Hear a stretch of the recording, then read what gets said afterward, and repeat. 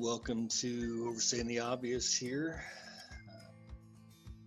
Just Mike here today. Sam is working. It's one of the things we have to deal with right now with Sam being a full-time employee where he is and me not being a full-time employee. Well, I'm a full-time employee of the podcast. It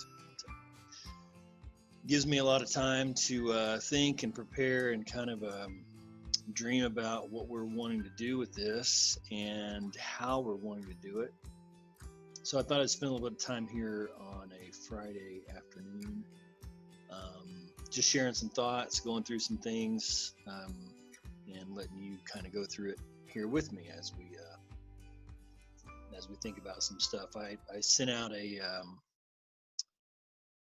Instagram this morning to my friends who are out there in the car business. For those of you that don't know, I was in the car business for about 11 years, a little more than 11 years. And back in January, actually exactly 1 month ago today, I resigned as general manager at the dealership that I was at.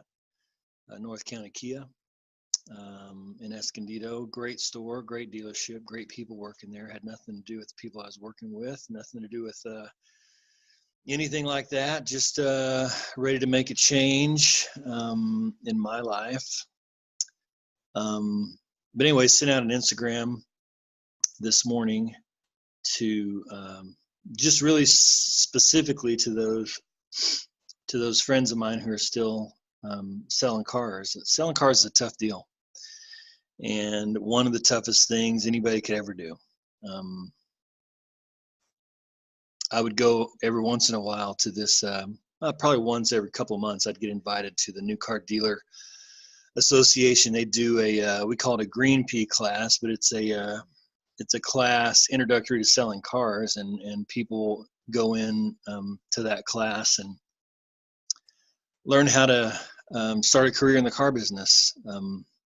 I did that when I was 34 years old and just moved out here to California, not really knowing what I was going to do, kind of in a little bit of a bind. Well, not really in a bind, but just kind of at a crossroads and needed to make a little bit of money. So I thought I would get in the car business and kind of figure it out. So I went down to this class down in Mira Mesa, and it's a 4-day class where you learn how to sell cars, learn all the basics of selling a car. And after I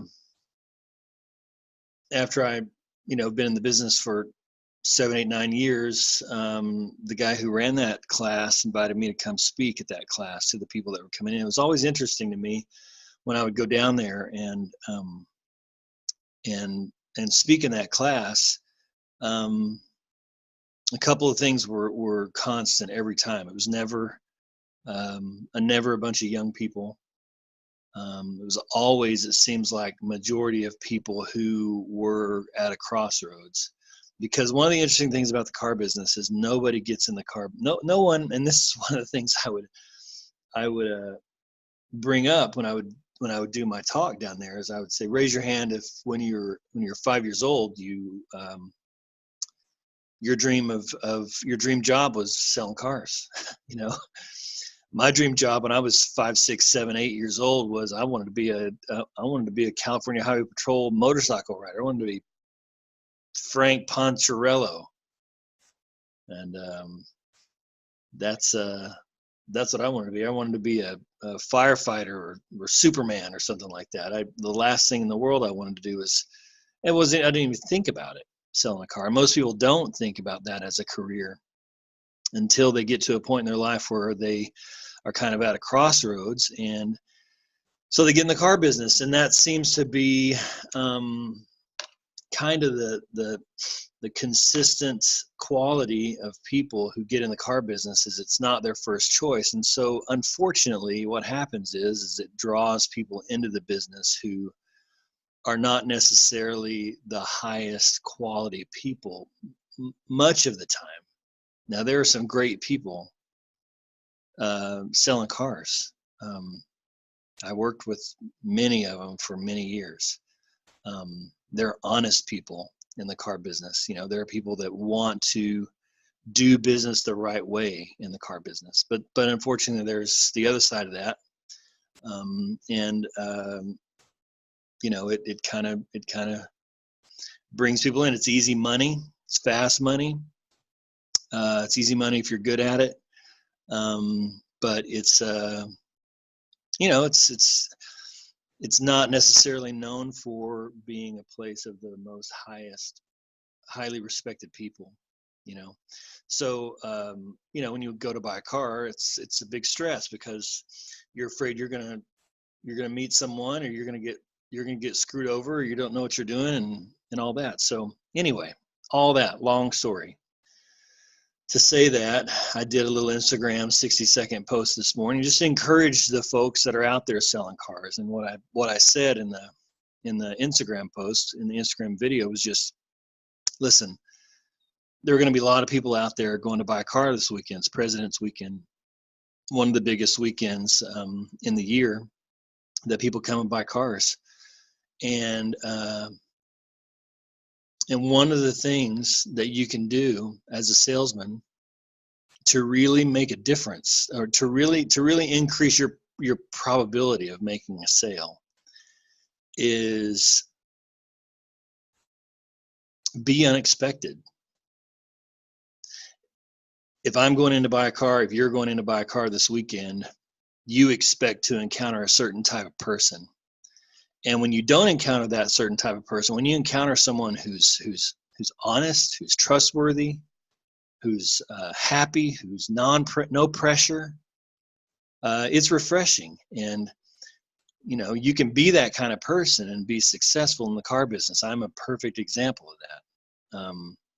I was never a high pressure guy as a salesman, but nobody sold more cars than me the first year, and really the only year that I sold cars.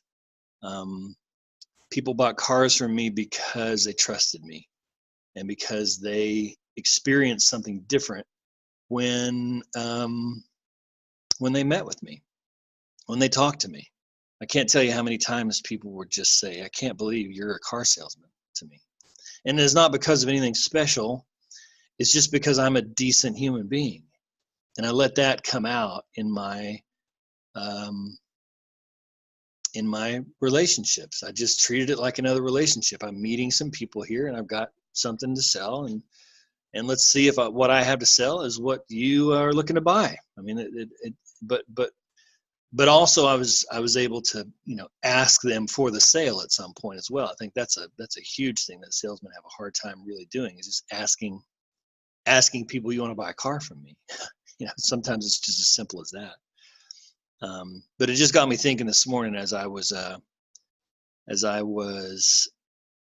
seeing that Instagram out, that a lot of you out there on your way in to buy a car probably this weekend, being that it's a really good weekend to do it, President's Day, really good weekend to buy a car.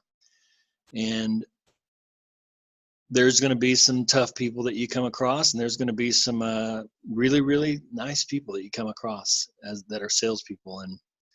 And the biggest thing I can tell you about going in to buy a car is just be a nice person. You know, when you show up, we tend to get things in life. We tend to reflect and get reflected back to us. Exactly how we are in life. You ever notice that? That most of the time in life, I get what I'm putting out. You know, I get I get back the attitude that I'm putting out. And a lot of times I'll expect for someone to treat me with respect, but I'm trying to do that in a disrespectful way. It doesn't really work out most of the time. You know, we get back in life what we put out, and we get that in the short term, and I think we definitely get that in the long term. What we what we carry around with us is many times what we end up with. And, it's really hard to realize that in the moment most of the time. But that would be,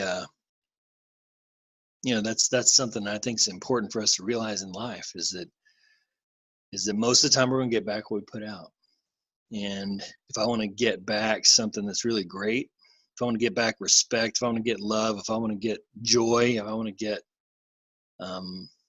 all those positive things in life, then I really need to be the kind of person that carries those things around with me, that plants those things into the ground as I'm walking along, right?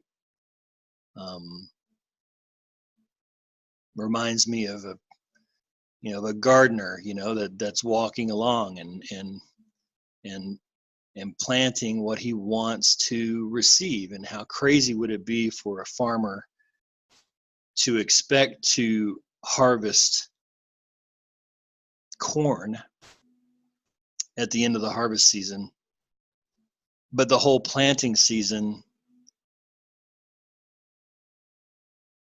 he planted wheat, right?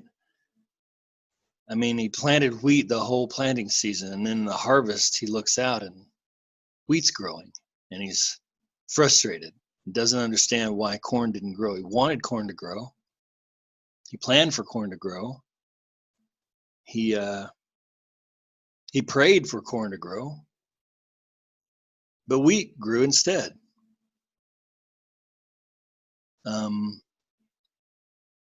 That's crazy. I mean, you interview the farmer. Okay, well, let's talk about why you didn't get the corn that you wanted to get. Well, I had a great attitude when I was planting. I used the right equipment. I followed the right procedure, did it at the right time of year. I watered it. I fertilized it. Did everything that I could. I prayed about it every night, went to church on Sunday mornings, got the prayer group to pray with me about it.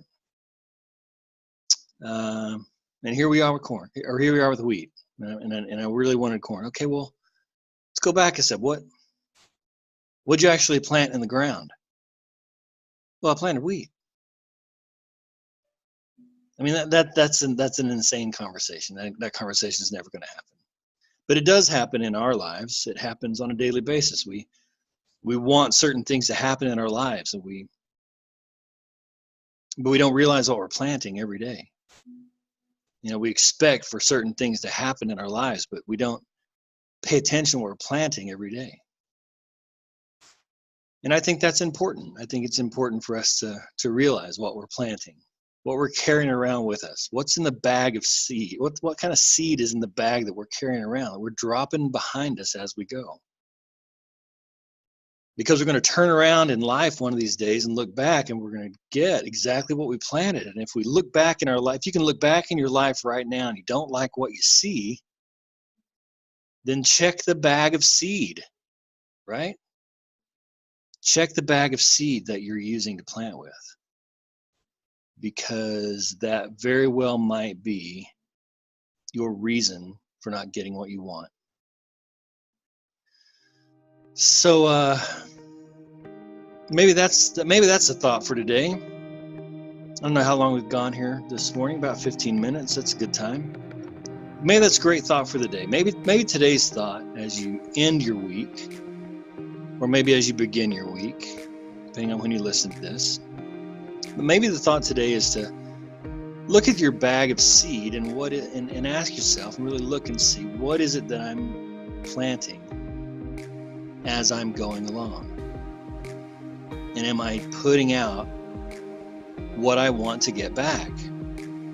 Because you will only get what you sow. You will always reap what you sow. That's not just a threat.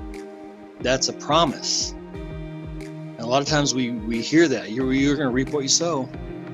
We hear that as a threat, but that's a promise. That's not a spiritual promise. That's not just a Bible promise. That is That is a natural law of the universe kind of promise that whatever you plant, you will harvest. You will get back. So let's think about what we're planting today. Obviously, right? Sam and I talk about, the title, Overstating the Obvious. And isn't that obvious? Isn't that one of the most obvious things in the world? That we should be aware of what we're planting, because that's exactly what we're going to get back. So think about that today, my friends. Look forward to hearing back from you guys every once in a while. Sam and I are needing to get another person to kind of interview here in the next few days, few weeks, whatever. If you'd like to be one of those, reach out to us. Email us at overstatingtheobvious@gmail.com. Go to our Facebook page, Overstating the Obvious. Shoot us a message there. You can do that. You can leave us an audio message through Anchor. Listen to one of these podcasts. You can click the little message button and send a 60-second voice message to us, however you want to do it. We'd love to hear from you. And reach out to us whenever you get a chance. Until next time, this is Mike from Overstating the Obvious. Hope you have a great